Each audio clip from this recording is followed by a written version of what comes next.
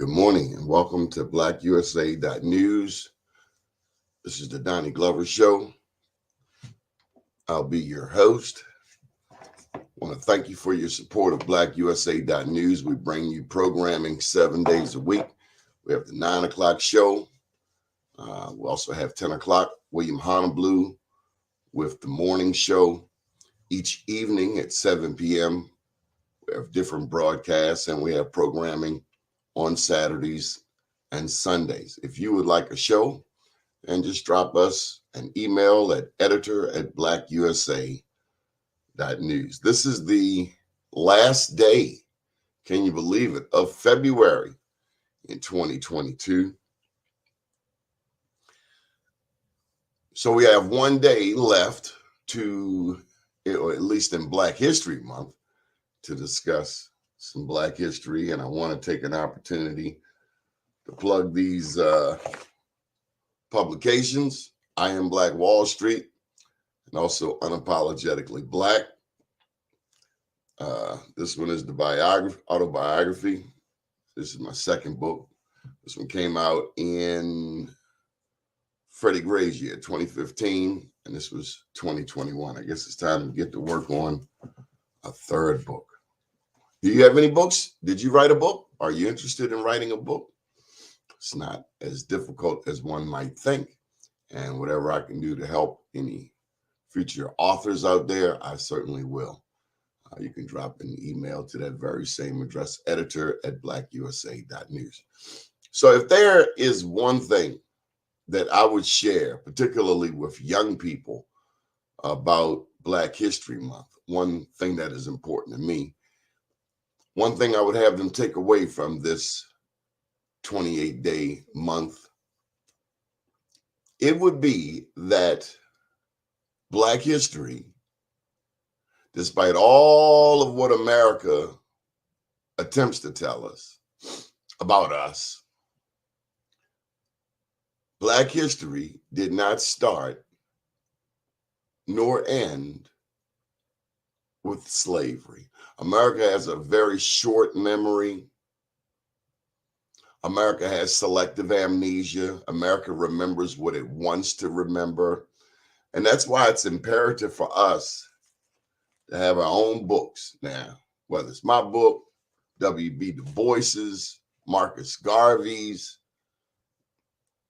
countless other Black writers. I mean, we wouldn't even know where to start in terms of books. But there are many, many people of color, Black people, who have written books about our history that we should know about. And if we're counting on the school system or some other institution to teach us about our history, then we're already in trouble. And it's real simple. You go to the library, go to the Black History section, whether it's Pratt, Central, Penn North, wherever. You start opening books, you start reading, and then you start conversing with others who are researching Black history. But if there's one thing I would have people take away from this month, something to share with every person, whatever their color, here in America, it's that Black history did not start nor end with slavery. Who is your favorite person in Black history? We'd love to see your comments. Who do you look up to? And let me just say, here's another important point. Good morning, Mike. Hello to Tampa.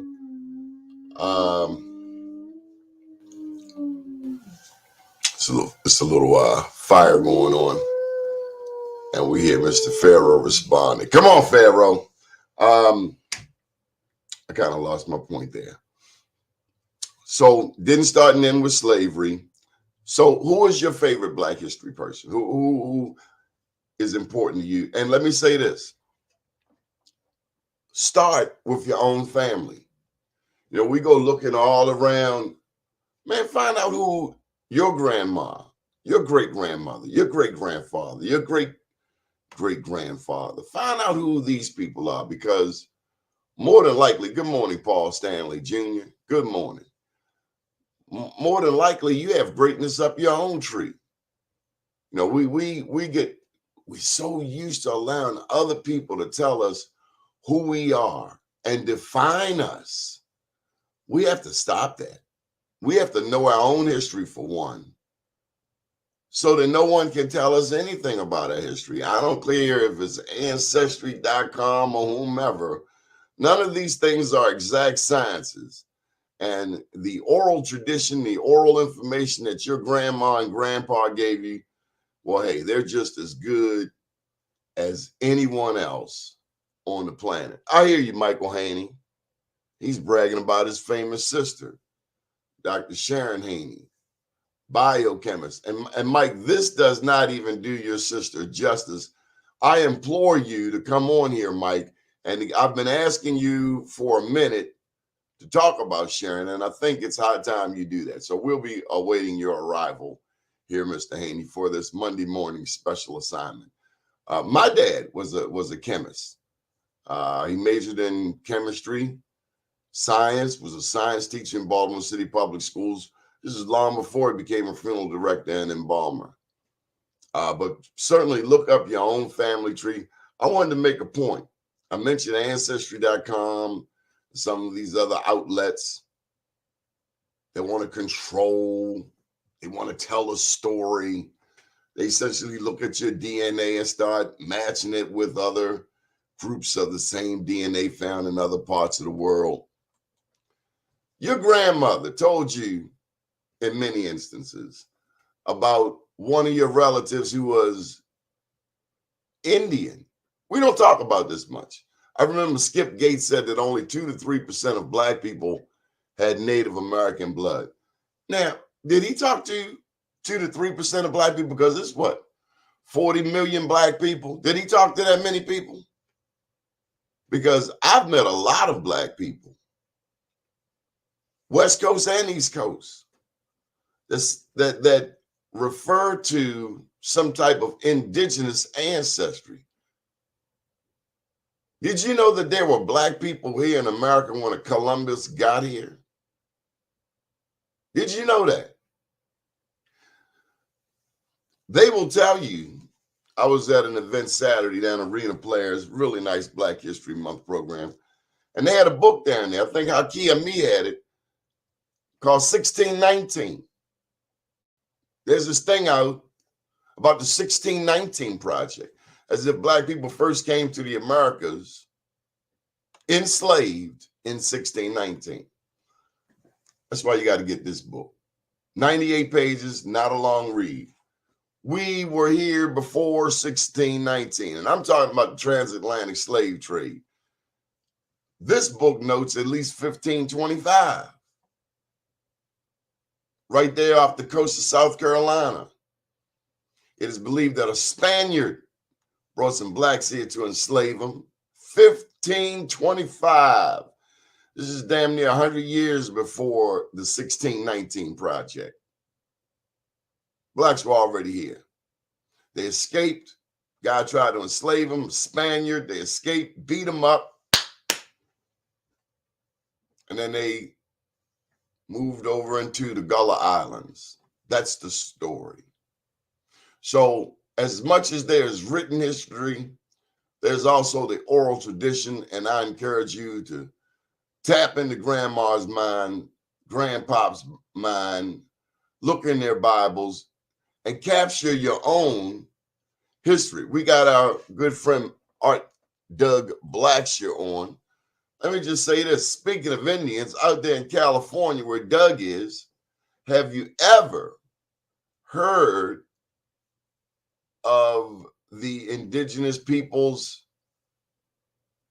out of California? First of all, did you know that California was named after a Black goddess? Did you know? Did you know? Did you know? California was named after Califia, a Black goddess. And if you're up to speed on your Arabic, you'll say Califia. Well, what's the root word in that? Caliph. Well, that's an Arabic word. You know, Caliph, Caliphate. Those were like Arab leaders, captains, generals, Caliphate, you know, rulers. So then you get to thinking, well, wow, California, Caliphate, that's the Islamic angle. You're over there on the West Coast. Well, hold up. Where did this information come from? Whoever told us about that? So here's the point. If you've ever been in New Orleans, and you're really going to appreciate this, everything we know in this country quite often is in English. We speak English, we write English.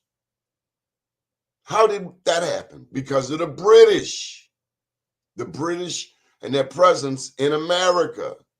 But if you've ever been in New Orleans, I love New Orleans, love the gumbo, etouffee, the po' boy.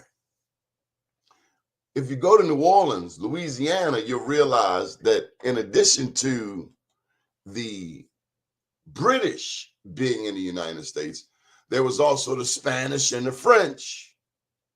As a matter of fact, the Spanish were here before the British.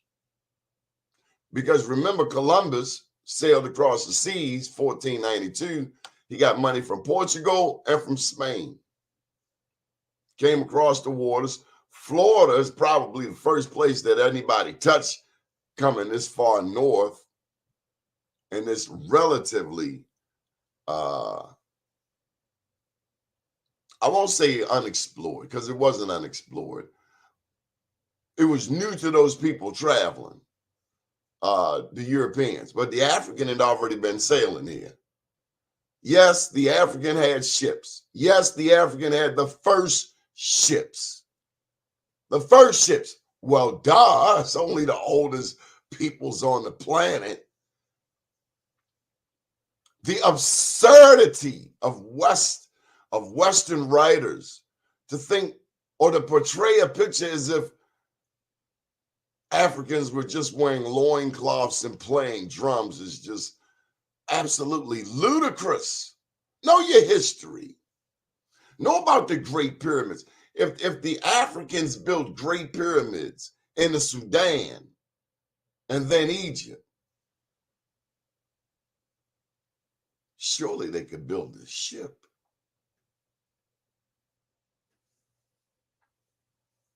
Let me go over here to Spain and Portugal, 1492. And this might be the most important thing I want to share with you. Have you ever wondered what was going on in Europe prior to 1492, Columbus, Portugal, Spain, slave trade? I'm going to tell you what was going on there in Europe.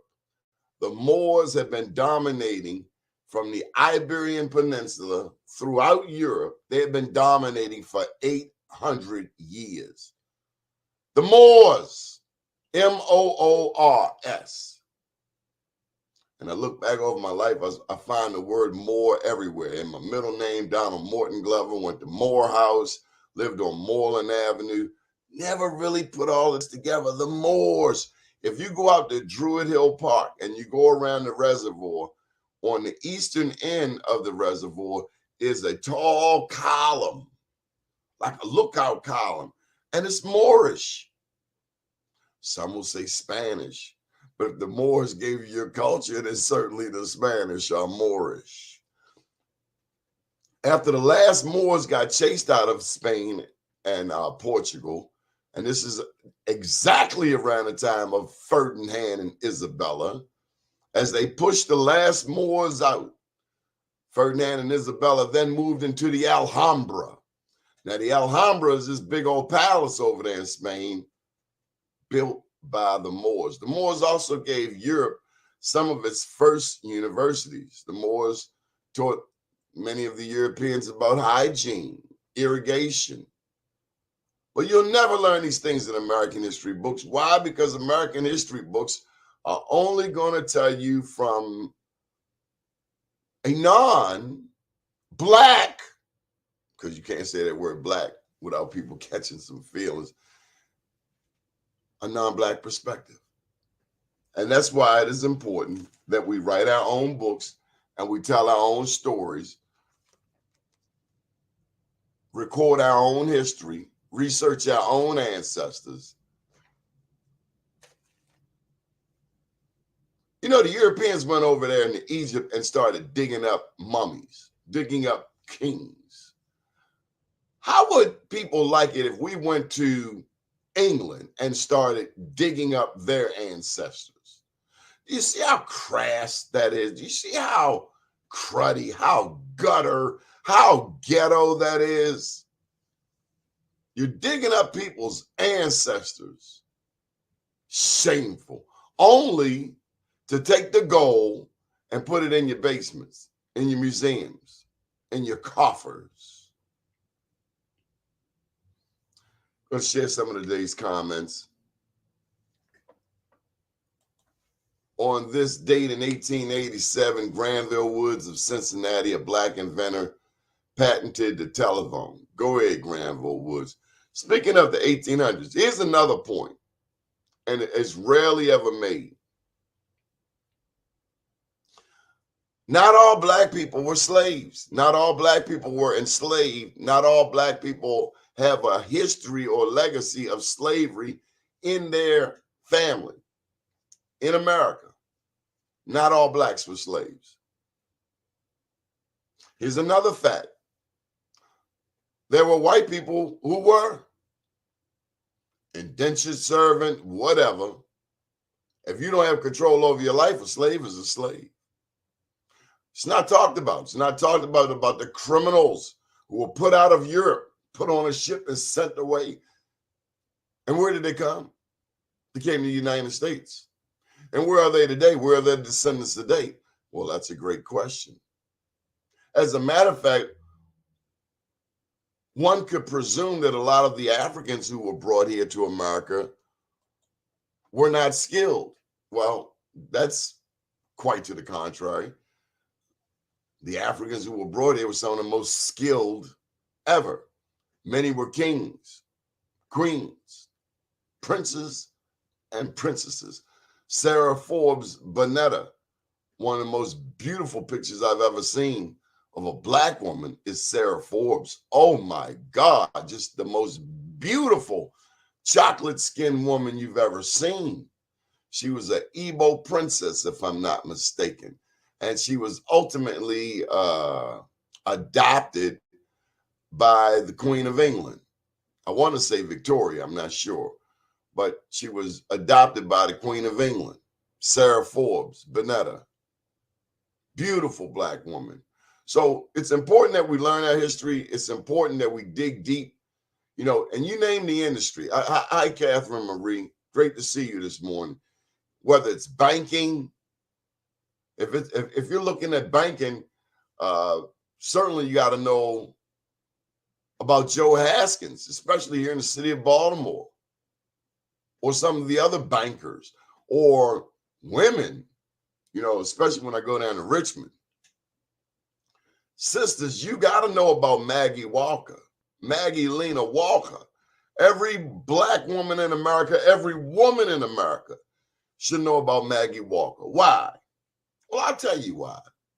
Number one, in addition to Tulsa's Black Wall Street, I told you there were two other official ones, one in Durham and one in Richmond.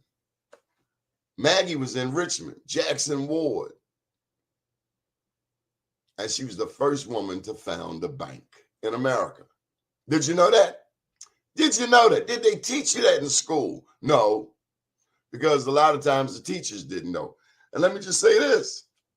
I went back and shared some of this Black Wall Street information with my elementary school teacher.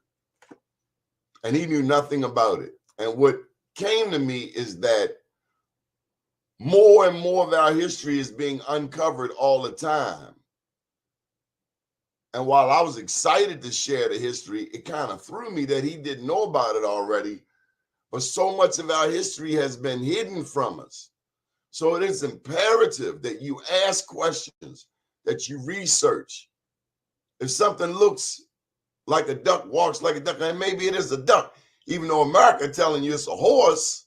So use your own brain. My daddy told me, your mama told you, use your head for something other than a hat rack. Think for yourself. Ask critical questions. Who, what, when, where, why? Who authored this? What was their motivation for writing this? One of the stories that's very controversial, that's very difficult to share in America, is that of Margaret Sanger and Planned Parenthood. Margaret Sanger said that black people are weeds that need to be exterminated. She went on to found Planned Parenthood. So pardon me, I don't have a lot of high regard for people that call my people weeds and want to exterminate my people. Just like the father of gynecology in America, J. Marion Sims. He ain't no father of gynecology in my mind, not when you experimented on black women, enslaved black women without anesthesia. What savage nature of beast is this? Certainly, this is not the same savage that wants to paint a picture like Fox 45 does every morning, like everything wrong with Baltimore is black people's fault, because they do. Then they bring up Freak Nasty, the guy that ran for mayor and state's attorney, and he's going to be the moral compass of Baltimore. Anyway, I digress. Mike shared some information about his sister. Mike, you think I'm going to read this whole thing? I asked you to come on here. I'm not reading it all. Biochemist Sharon Haney graduated from what school in Baltimore City? Rollins University of Pennsylvania, undergraduate degree, biochemistry. Mike, you could have just come on and said all of that. Anyway, there's more to Black history than just Martin Luther King. We were here long before 1619. They got that all wrong.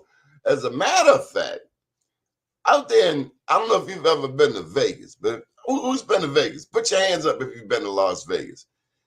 If you've been to Las Vegas, there's a hotel out there called a Luxor. I love the Luxor. Oh my God, I had the most wonderful time many, many moons ago. I asked myself, how in the world did Las Vegas get an Egyptian-themed hotel in the middle of the desert? Well, it probably has to do with the discovery made in Kincaid's cave of Egyptian artifacts.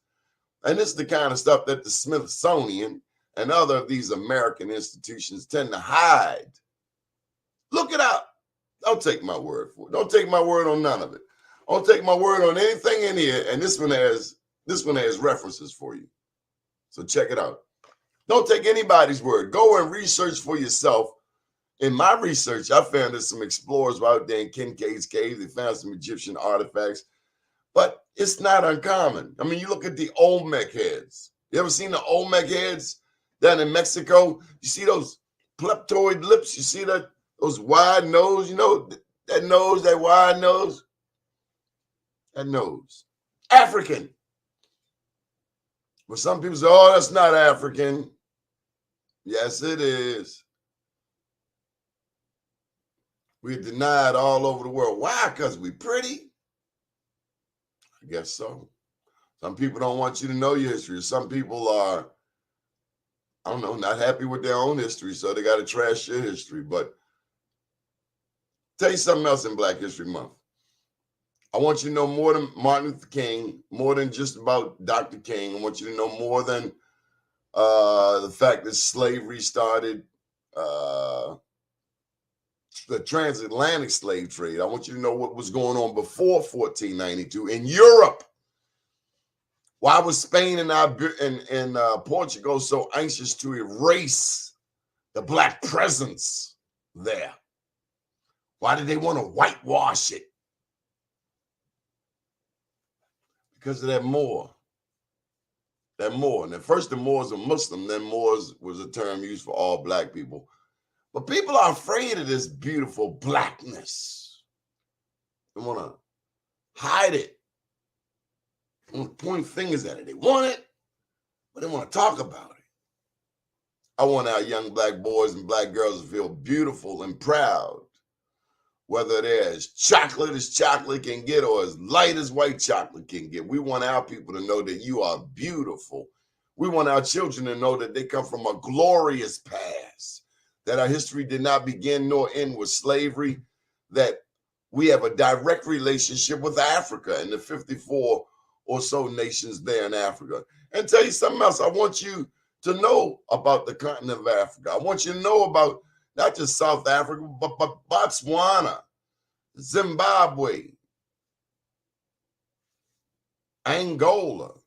I want you to know about West Africa, not just Nigeria, the most populated West African nation, 200 most populated African nation, 200 million people.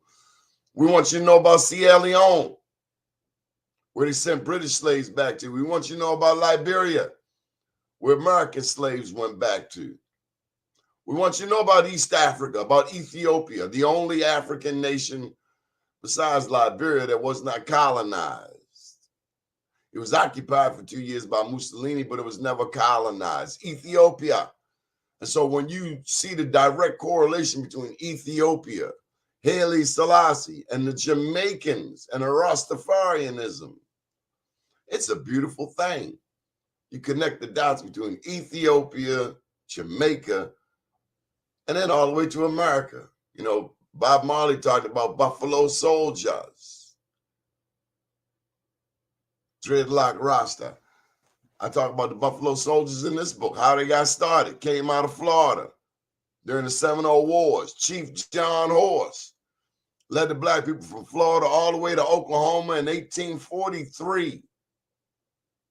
Got to Oklahoma, America got jiggy with them, wanted to play with their freedom, and then those people, Chief John Horse, black Indian, black Seminole, led those 200 black soldiers, not slaves, from Oklahoma to Mexico and set up shop in Mexico.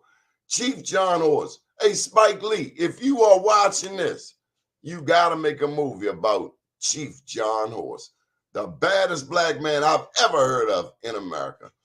That's enough for today. My name's Donnie Glover. Stay tuned for Mr. William Honolulu at 10 o'clock.